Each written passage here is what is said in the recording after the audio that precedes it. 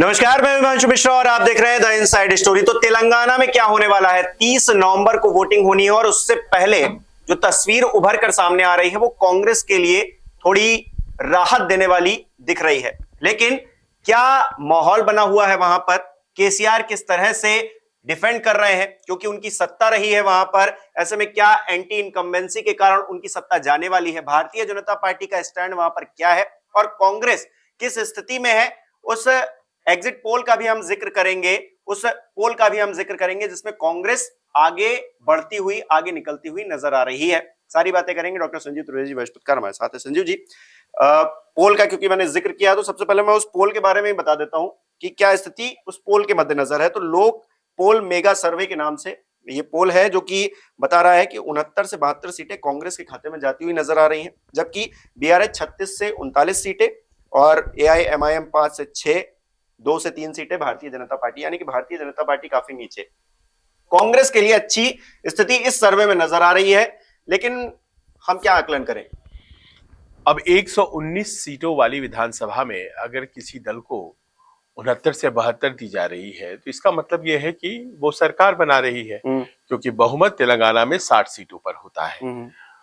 तो कांग्रेस के बारे में ये कहा जा रहा है कि जो हिंदी पट्टी के राज्य हैं, 3 जहां चुनाव होने हैं, मध्य प्रदेश, छत्तीसगढ़ और राजस्थान, इन राज्यों में एज बताया जा रहा है कांग्रेस को और कहा यह जा रहा है कि 2-1 पर हो सकता है मामला छूटे।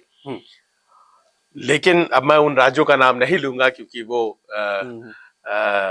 किसी और कार्यक्रम में करेंगे। लेकिन अगर तेलंगाना भी उसके पास उसकी झोली में आता है, कांग्रेस के लिए एक बहुत बड़ी बात होगी लोकसभा चुनाव से पहले। लेकिन उससे भी बड़ी बात यह होगी कि तेलंगाना में अब से कुछ दिन पहले तक ये मानकर चला जा रहा था कि के चंद्रशेखर राव, केसीआर, जो वहां के मुख्यमंत्री हैं और जिनकी पार्टी है भारत राष्ट्र समिति बीआरएस, उसे तीसरी दफा लगातार हैट्रिक लगाने में कोई दिक्कत नहीं आएगी। फिर अचानक पिछले 3 महीनों में ऐसा क्या हुआ और आज की तारीख में ये सर्वे के नतीजे मान लीजिए कि डिबेटेबल हो सकते हैं, लेकिन जो जमीन पर की जानकारी है उसके अनुसार ये बड़ा स्पष्ट है कि एक कांटे की टक्कर वहां चुनाव में हो रही है। बीआरएस, जो कि के चंद्रशेखर राव की पार्टी है, बीजेपी और कांग्रेस, ये त्रिकोणीय संघर्ष है। लेकिन कहा यह जा रहा है कि अगर सबसे ज्यादा जमीन किसी दल ने कवर किया है तो वो कांग्रेस पार्टी है, जिसे मात्र 19 सीटें आई थी पिछले चुनाव में और बहुत ही थोड़े वोट आए थे परसेंटेज के माध्यम से 20% के आसपास। लेकिन वो अब आज की तारीख में कंटेंडर के तौर पर देखी जा रही है। और इस सर्वे की माने तो कांग्रेस के खाते में 43 से 46% वोट जा सकता है। तो ये एक बड़ा जंप है, डबल से भी ज्यादा। जी हाँ, अब देखिए, ये जो वोट परसेंटेज आप बता रहे हैं, ये दरअसल वोट परसेंटेज पिछली दफा बीआरएस का रहा था, के चंद्रशेखर राव का रहा था। 47% वोट उन्होंने हासिल की थी और वहां के 119 सीटों में से 88 सीटों पर 88 आउट ऑफ 119 उन्होंने जीत दर्ज किया था। उसमें आप जोड़ दीजिए 7 सीटें जो उनकी सहयोगी पार्टी है असदुद्दीन ओवैसी साहब की एआईएमआईएम, उसे अगर आप जोड़ देते हैं तो फिर यह आंकड़ा 95 सीटों पर चला गया था। यानी कि 119 में 95 सीट जो है वो इस एक सत्ताधारी गठबंधन की थी। लेकिन वहां से इस तरह का डाउन स्लाइड, फिसलना, और वो कुछ इस तरह से फिसलना कि आप रेस में हैं या नहीं हैं, इस पर शक किया जा रहा है और इसके कई फैक्टर्स हैं। आज की तारीख में निश्चित तौर पर बीआरएस घटने जा रही है, के चंद्रशेखर राव की पार्टी घटने जा रही है।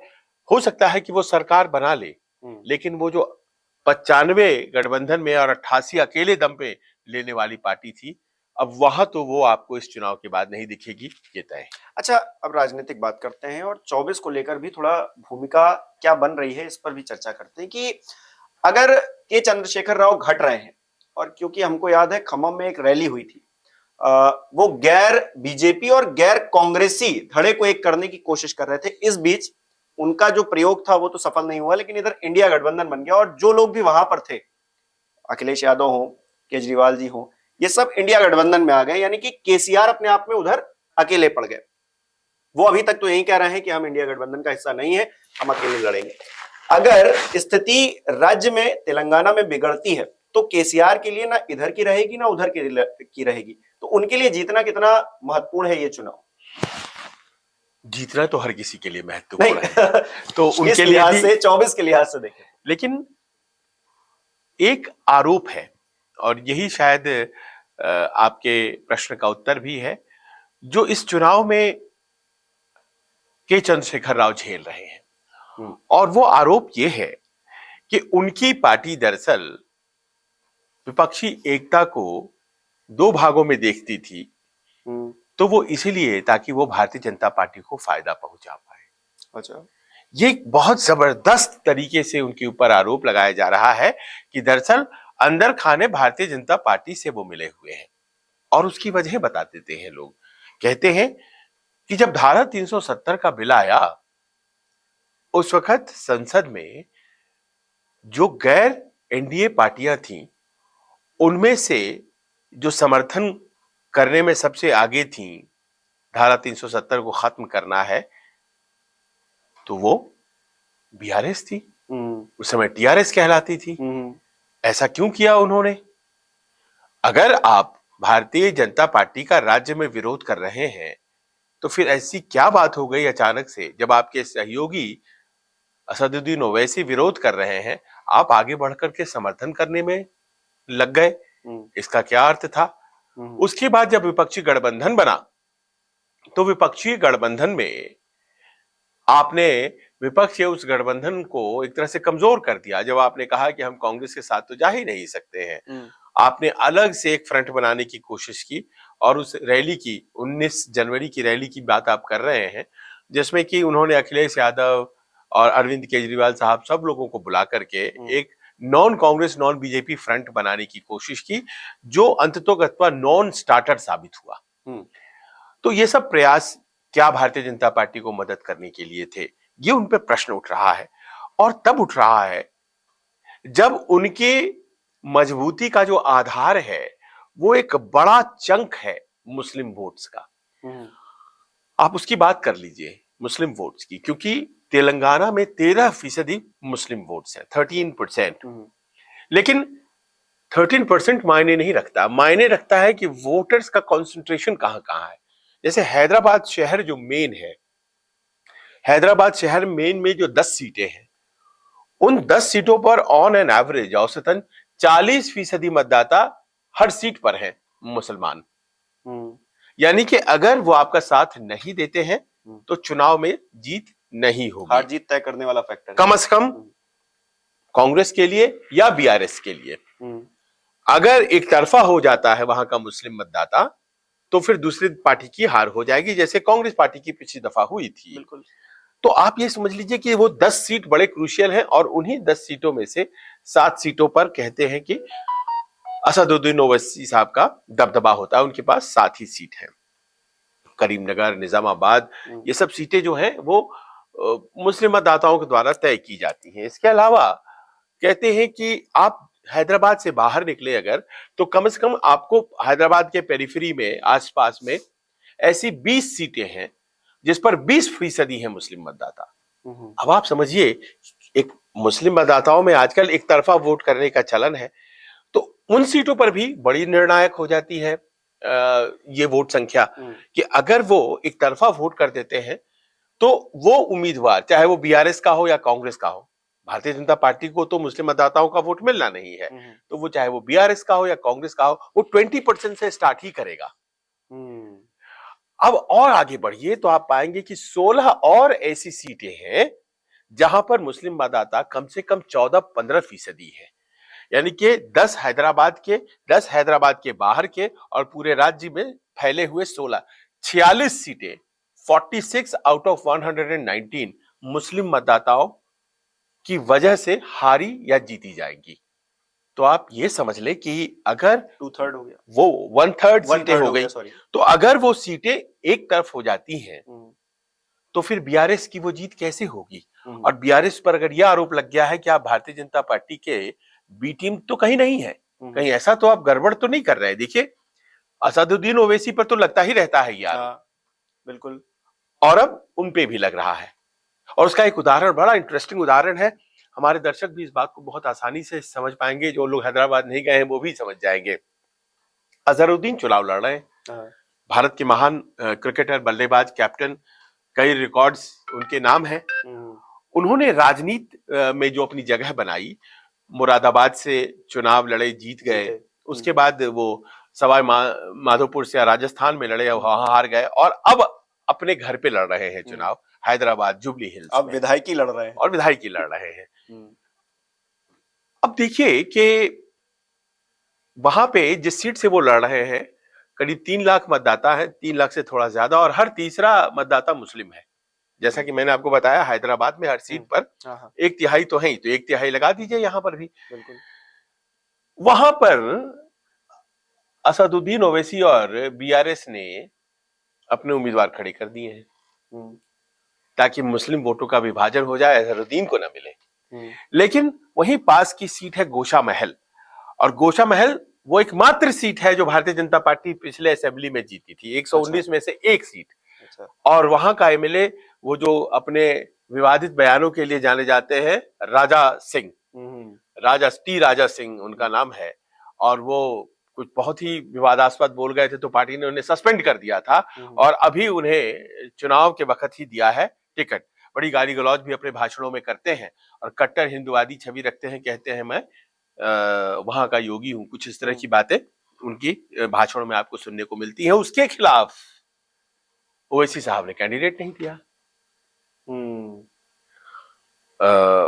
बीआरएस ने कैंडिडेट नहीं दिया। तो ये अर्थ क्या है? लोग पूछने लग गए हैं कि भाजपा वालों के खिलाफ कैंडिडेट नहीं खड़े करते हो, कांग्रेस वालों के खिलाफ कैंडिडेट खड़े कर देते हो, तो आपकी मंशा क्या है?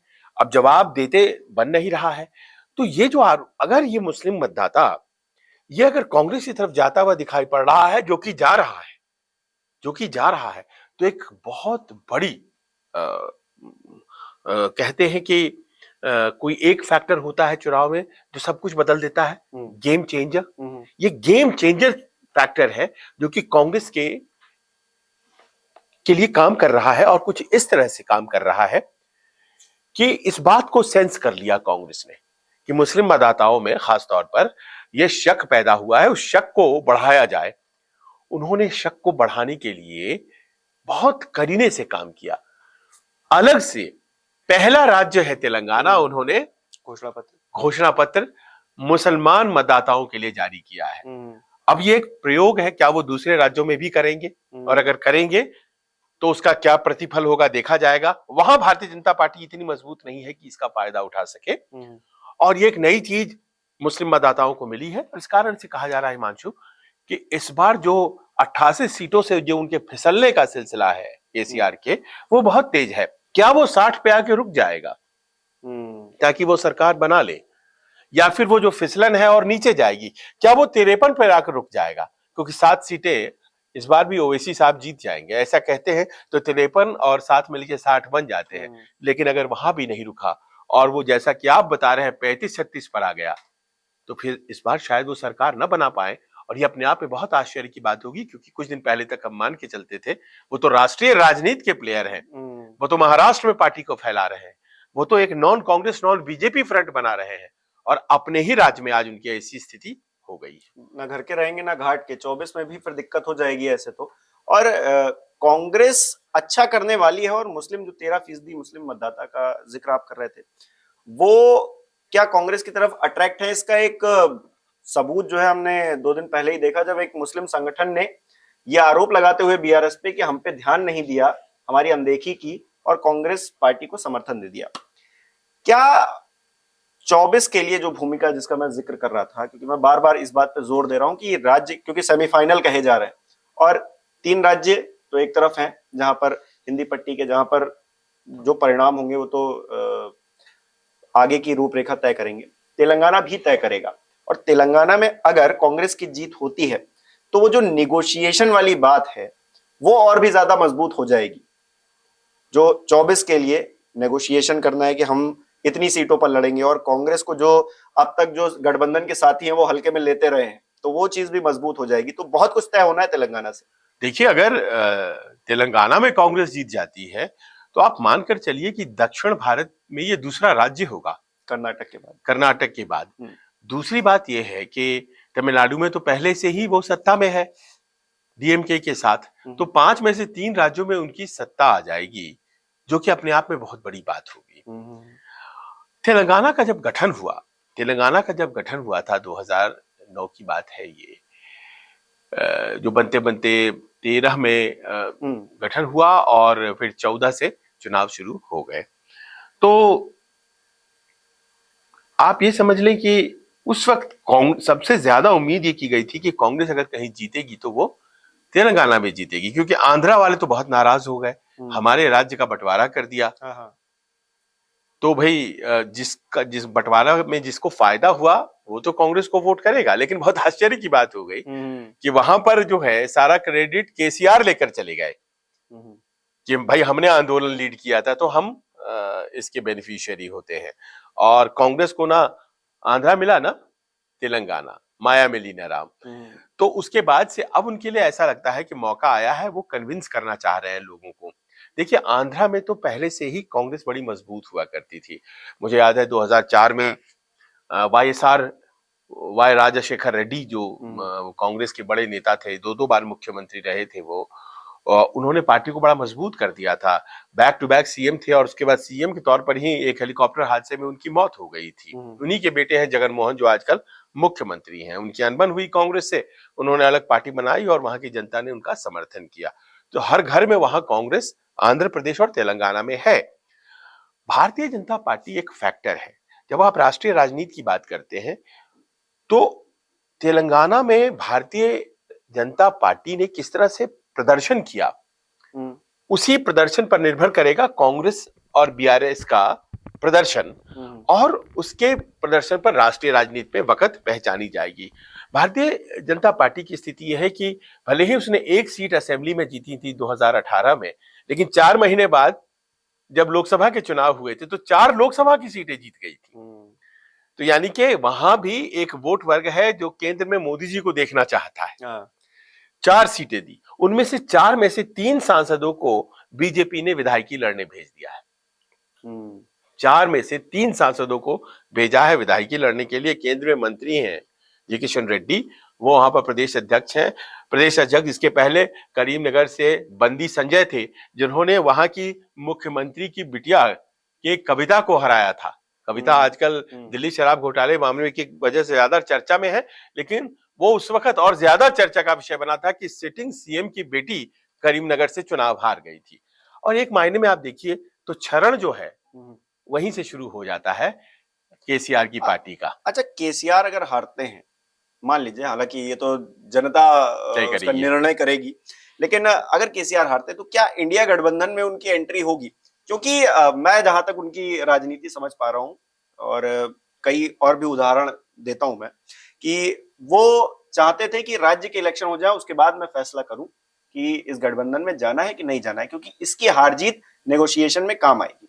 दूसरा ये कि जिस तरह से अखिलेश यादव ने सीट के लिए लड़ाई लड़ी, जिस तरह से अरविंद केजरीवाल का रुख रहा, क्योंकि वो गठबंधन में शामिल थे, वो भी लड़ाई लड़ ही रहे थे कि हम लड़ेंगे, इन सीटों पर लड़ेंगे। अब उनकी हार जीत देखिए क्या होता है।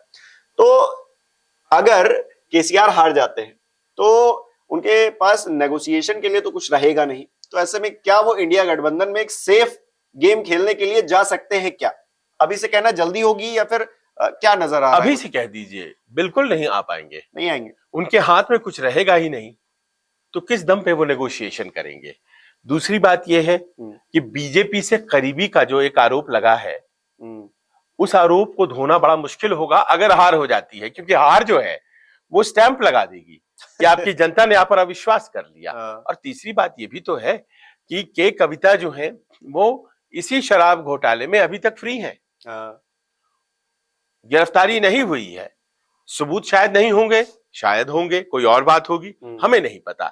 लेकिन संजय सिंह अंदर है, सिसोदिया अंदर है, तलवार अरविंद केजरीवाल पे लटक रही है, लेकिन उसी में जो साउथ ग्रुप है, साउथ ग्रुप उसमें जो आता है, वो साउथ ग्रुप जिसके सूत्रधार के तौर पर की कविता मानी जाती है, कथित तौर पर, हमें नहीं पता है कि नहीं, पर्दे के पीछे वो जो है अभी तक बाहर है। तो ये तमाम चीजें हैं जो राष्ट्रीय राजनीति की चीजें हैं, जिसने वहां के चुनाव को बहुत प्रभावित किया है।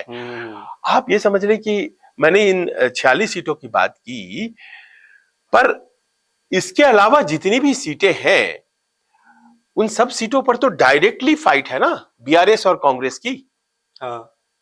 और वो 80 से ज्यादा सीटें हैं। हाँ। तो दोनों एक कैसे हो सकते हैं? हाँ, लेकिन वही है ना कि जैसे मैंने अखिलेश यादव का बताया कि हम लड़ भी रहे हैं, हम नहीं भी लड़ रहे हैं, पर वो बीजेपी से तो लड़ रहे हैं अखिलेश यादव, और कांग्रेस के साथ लड़ चुके हैं। यहाँ केसीआर कभी कांग्रेस के साथ नहीं, कांग्रेस को अपना दुश्मन मानते हैं। हालांकि कांग्रेस के जरिए ही उन्हें वो राज्य के गठन का, अपने संघर्ष का प्रतिफल मिला था, वो काफी दिनों में। लेकिन अभी होता क्या है, देखिए, पावर टेंड्स टू करप्ट, और ये गलत भी हो सकता है, लेकिन अब वो लगता है जैसे वहां पे आरोप है कि जनता से कट गया, अपने हमेशा फार्म हाउस में ही रहते हैं, कभी बाहर नहीं आते हैं। यहाँ एक बार मंत्री भी थे वो, मैं कवर करने जाया करता था उनको, और ये 25 तुगलक रोड में रहा करते थे दिल्ली में। तो मैं जब भी उनके पास गया कवरेज के लिए, और उसमें ये आंदोलन तेलंगाना बनाने का चल रहा था, वो दिन के 1 बजे से पहले बाहर नहीं आते थे। लोग बताते थे, मैं गलत हो सकता हूँ, सोते हैं बहुत देर तक। अच्छा। हाँ, कि भाई मंत्री रहते हुए, और बहुत इंटरेस्टेड वो नहीं रहते थे वो। तो उनके अपने स्टाइल है, वो अपनी राजनीति करते हैं, उनकी पकड़ बहुत जबरदस्त थी, तभी तो 2-2 बार जीत हुई है इस तरह से। लेकिन वही फैक्टर्स ऐसा लगता है अब उन्हें कमजोर करने लगे हैं। दूसरी बात यह भी है कि अगर भारतीय जनता पार्टी थोड़ी बेहतर कर जाती है, मजबूत दिखाई पड़ती है, तो मुस्लिम मतदाता और गैर भाजपा मतदाताओं को यह तय करना पड़ेगा कि भैया एक तरफ चलो। और अगर वो एक तरफ कांग्रेस है इस बार, अगर, तब तो बहुत बड़ी मुश्किल में है केसीआर, क्योंकि वहां बीजेपी मजबूत हो रही है। इसमें पिछली दफा उन्होंने जितने वोट परसेंटेज लिए थे, 5-6% वोट लिए थे, वो बढ़कर के 20% हो गए लोकसभा में। असेंबली के 6%, लोकसभा के 20% हो गए। और जितना ज्यादा इधर हाल के दिनों में अमित शाह, प्रधानमंत्री मोदी वहां गए हैं, ऐसा लगता है भारतीय जनता पार्टी के पास कोई प्लान है वहां पर। और ऐसे राज्यों में वो ज्यादा प्लान अपना चलाते हैं जहां मुस्लिम मतदाताओं की संख्या ज्यादा होती है। तो अब देखिए, कहीं ऐसा तो नहीं है। और अप्रोच भी बदली है, बीजेपी की अब अप्रोच बदली है। वो जो 80-20 वाला सिस्टम जो यूपी में चलता है, वो और राज्यों में ज्यादा नहीं चलाते हैं। वो चाहते हैं कि हमें पसमानदा भी हमारे साथ आ जाए, और भी ग्रुप्स हमारे साथ जुड़ जाएं। तो उनकी राजनीति भी थोड़ी बदली हुई है। लेकिन प्रधानमंत्री जा रहे हैं 27 तारीख को, देखिए वो क्या, वहां रोड शो है बहुत जबरदस्त, और देखना पड़ेगा कि क्या वो कहते हैं। और जितना ज्यादा बीजेपी मजबूत होती है वहां पर, बीजेपी के सामने कौन खड़ा है मजबूती से, उसकी ताकत उतना ज्यादा बढ़ेगी। अब सामने कौन खड़ा है, क्या कांग्रेस खड़ी है या केसीआर खड़े हैं? और अगर केसीआर पर शक हो रहा है लोगों को, तो फिर कांग्रेस बेनिफिशियरी है। और ये रही राज्य की बात। और केंद्र की बात ये रही कि अगर केसीआर अभी तक कह रहे थे कि हम इंडिया गठबंधन में नहीं आएंगे, तो अब अगर वो हार जाते हैं, अगर वो हारते हैं, तो फिर कांग्रेस कहेगी कि आपका इंडिया गठबंधन में स्वागत नहीं है। तो कहीं ना कहीं उनका हारना जो है उनकी राजनीति को और ज्यादा गिरा देगा। और जीते अगर, तो फिर कोई और फैक्टर हो सकता है। हालांकि जो अभी तक पोल आए हैं वो तो यही बता रहे हैं कि कांग्रेस को एज है। अब कितनी एज है, किस तरह से क्या सरकार बना पाएगी तेलंगाना में कांग्रेस, देखते हैं। आप बताइए कैसा आप फील कर पा रहे हैं उस राज्य के लिए कि कौन जीतेगा, कमेंट करिए। बहुत बहुत शुक्रिया।